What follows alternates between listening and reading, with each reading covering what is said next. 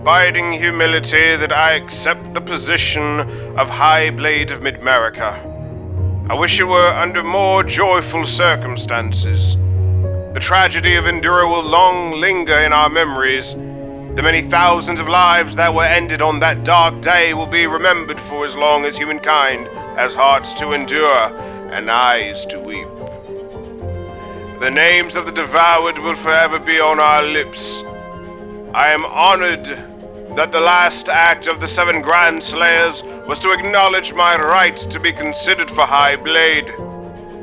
And since the only other candidate perished in the catastrophe, there is no need to open wounds by opening the sealed vote.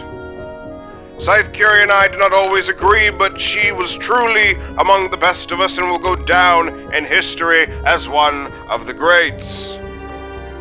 I mourn her loss just as much, as if not more than anyone else's. There has been a great deal of speculation over who was responsible for the disaster, for clearly it was no accident but an act of malicious intent, carefully planned. I can lay all the rumors and speculation to rest. I take full responsibility. Because it was my former apprentice who sank the island.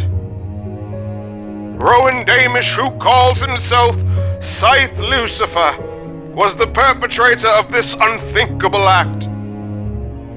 Had I not trained him, had I not taken him under my wing, he would have never had access to Endura, or to the skills to carry out this heinous crime.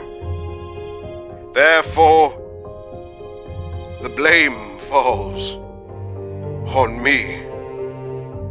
My only consolation is that he perished as well, and his unforgivable deeds will never surface in our world again.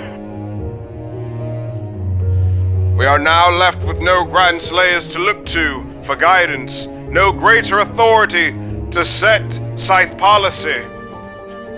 Therefore, we must, all of us, must put aside our differences once and for all.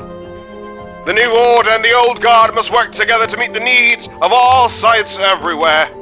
Toward that end, I have decided to officially rescind the gleaning quota in my region, out of respect for those Scythes who feel hard-pressed to meet it.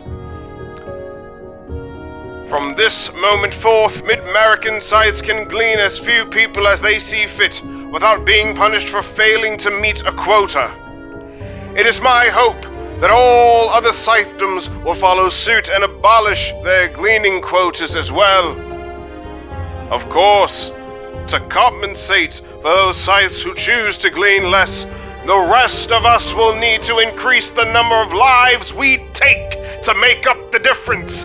But I trust that a natural balance shall be achieved.